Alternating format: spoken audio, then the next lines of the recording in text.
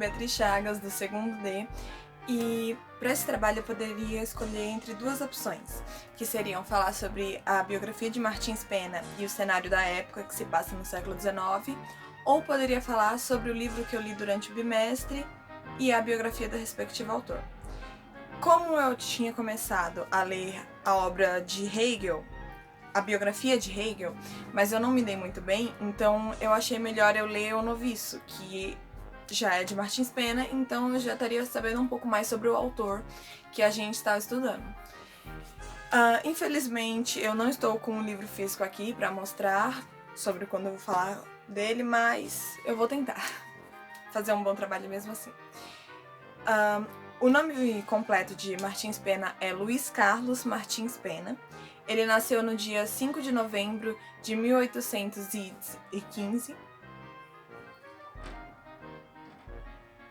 e ele morreu no dia 7 de dezembro de 1848.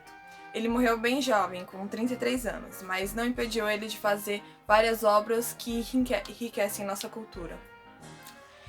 Infelizmente, os pais dele não tiveram muito presente na criação dele, já que o pai morreu quando ele tinha 1 ano e a mãe quando ele tinha 10 anos. Mas os tutores dele cuidaram bem dele e quando ele tinha próximo a uns 20 anos, os tutores acharam melhor que ele trabalhasse na área do comércio. Ele até chegou a terminar o curso de comércio, ele terminou em 1835, mas ele viu que aquilo não era para ele, então ele começou a estudar na Academia de Belas Artes. Lá ele estudava um monte de matérias ao mesmo tempo, como estatuaria, arquitetura, história, música, desenho, teatro e fora os idiomas, que ele também estudou. Em 1838 ele entrou para o Ministério dos Negócios Estrangeiros. Eu não sei exatamente o que ele fazia lá. Disso a gente já pode levar que ele estava fora do Brasil, trabalhando no exterior.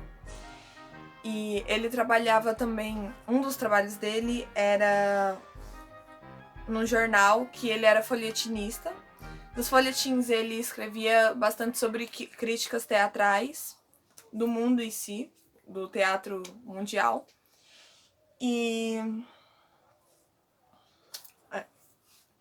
Críticas teatrais.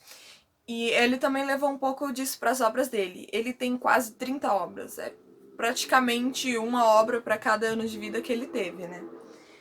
E nas obras dele foram muito bem aceitas no século XIX, porque todas abordavam o cotidiano de um modo mais cômico. Era algo que todos se sentiam bastante confortáveis, porque era uma realidade, mas é algo que todos se encontravam e não se sentiam tristes pensando na realidade. Lá poderiam encontrar vários tipos de personagens, como funcionários, meirinhos, juízes, matutos, malandros, estrangeiros, falsos cultos, profissionais da intriga social, em torno de casos de família, casamentos, heranças, dotes, dívidas, festas de roças e festas de cidade também. Então, resumindo, era para todo tipo. Não tinha essa discriminação de falar só de rico ou só de pobre ou independente. E por isso ele também foi considerado fundador da comédia de costumes. E pela escolha do fundador Arthur Azevedo, ele ocupa a 29ª cadeira na Academia de Letras.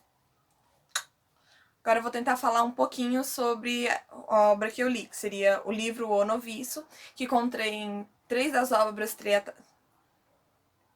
falar um pouco sobre O Noviço, que contém 3 das obras teatrais de Martins Pena.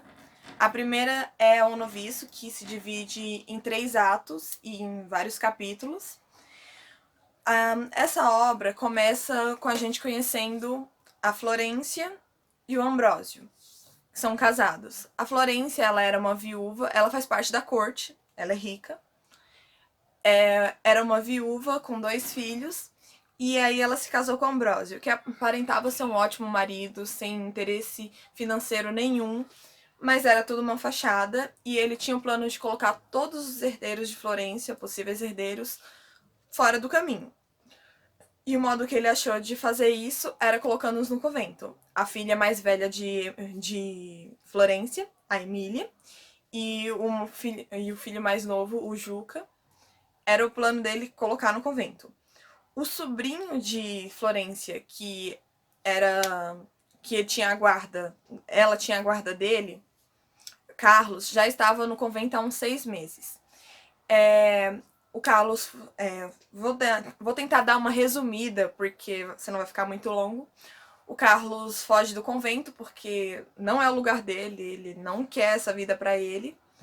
E ele acaba descobrindo um podre do Ambrósio. Ele descobre que o Ambrósio era casado com uma mulher chamada Rosa, que essa mulher foi atrás de Ambrósio. E daí desenvolve toda a história. O Carlos chantageia o Ambrósio. De início dá certo, mas o Carlos é levado pro convento. E aí ele foge de novo.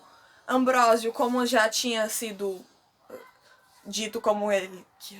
Ambrósio, como já haviam dito que ele era bígamo, ele estava sendo procurado para ser preso, porque era crime, ainda é crime, ter mais de um casamento. E aí, depois de toda uma cena de luta e emoção que teve, finalmente o Ambrósio é preso, o Carlos é deixado de livre do convento, e ele consegue ficar junto com a família dele. E como ele e Emília eram apaixonados, eles acabam marcando casamento para eles poderem ficarem juntos. E assim termina o noviço, ok? A segunda história é Juiz de Paz da Roça. Essa é mais curta, se passa em um ato, em alguns capítulos, e tem muitos personagens. Então eu vou tentar falar só uns 3, 4, sei lá, no máximo. O Juiz de Paz da Roça não é um juiz como o que a gente conhece, que é formado em direito e tudo mais. É um juiz que é uma pessoa que tem bem mais conhecimento que a maioria dos outros na lei, ele tem bastante conhecimento da lei, mas não se compara ainda a advogados e juízes formados. O Juiz de Paz da Roça, ele resolve pequenos conflitos entre os fazendeiros, normalmente. E o conflito que se passa nessa história é onde o José, ele pegou um cavalo, um potro, que havia nascido com um vizinho dele, né, com um outro fazendeiro. Só que o outro fazendeiro disse que é dono do potro por causa que foi a égua dele que deu a luz ao cavalinho. Mas o José diz que o cavalinho é dele porque o cavalo dele é o pai do pequeno potro. Aí ele acaba tendo um desentendimento com o juiz declara que ele tem que devolver o cavalo. Ele diz que vai devolver, mas mesmo assim o juiz ainda deixa que ele vire soldado, que ele vá pra cidade, porque na época estava havendo bastante conflitos aqui no Brasil. Então ele diz para que José tem que ser levado, e o soldado que estava determinado a levar o José para a cidade, ele, por um acaso, é o pai de Aninha. Quem é Aninha? Aninha é a amada de José. O soldado, no caso, o Manuel. O Manuel, ele leva o José pra casa dele, tranca lá num quarto, porque amanhã ele ia levar José lá pra cidade. Só que, antes que isso acontecesse, a Aninha vai lá, liberta José, os dois fogem, se casam, e aí voltam. E o José casado, ele não pode mais ser levado como soldado. E aí o Manuel leva os dois até o juiz, explica o que aconteceu. O juiz, vendo que não tem muito o que fazer mesmo, e como não era uma grande necessidade que o José fosse como soldado, era mais como uma punição, ele acaba deixando levar, e aí começa uma festa. E é isso. Começa uma festa e aí eles festejam o casamento de Aninha e José. Certo, vamos para a terceira história, que é um ditado popular em que se desenvolveu uma história, que Martins Pena desenvolveu uma história, que é quem casa quer casa. É uma história que se desenvolveu. Fabiana é uma mulher, classe média, e ela vive com o marido dela, com os 2 filhos, a Olaia e o Sabino, e com o seu genro e a sua nora, o Eduardo e a Paulina. E a Fabiana ela não se dá bem nem com o Eduardo, nem com a Paulina, principalmente com a Paulina. Já no começo da história, ela manda uma carta para Anselmo, que é o pai dos dois, pedindo que ele tire os filhos dele dali a qualquer custo, porque eles não estão bem e vai acabar dando uma briga. Dito e feito.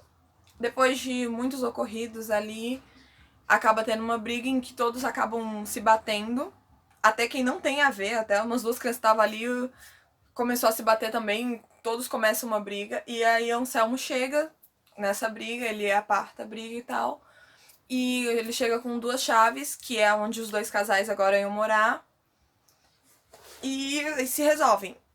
E aí todos se abraçam, comemoram, sorriem, elogiam, tudo mais, e acaba assim essa história. Lições que eu tirei de cada um. Na primeira história, no Noviço, eu gostei bastante de algumas falas de Carlos sobre como está o nosso país, por causa que as pessoas vão para profissões que elas não querem estar, que elas não têm o dom para estar, a vocação. E tem muito disso mesmo, porque, sei lá, um açougueiro é um bom advogado, um médico é um bom jardineiro, coisas assim. As pessoas vão visando algo além de estar feliz com a profissão e acabam fazendo mal essa profissão. E não tem como crescer não só na profissão, mas o nosso país não tem como crescer desse modo. Da segunda história, eu tirei bastante do fato de, sei lá, propina.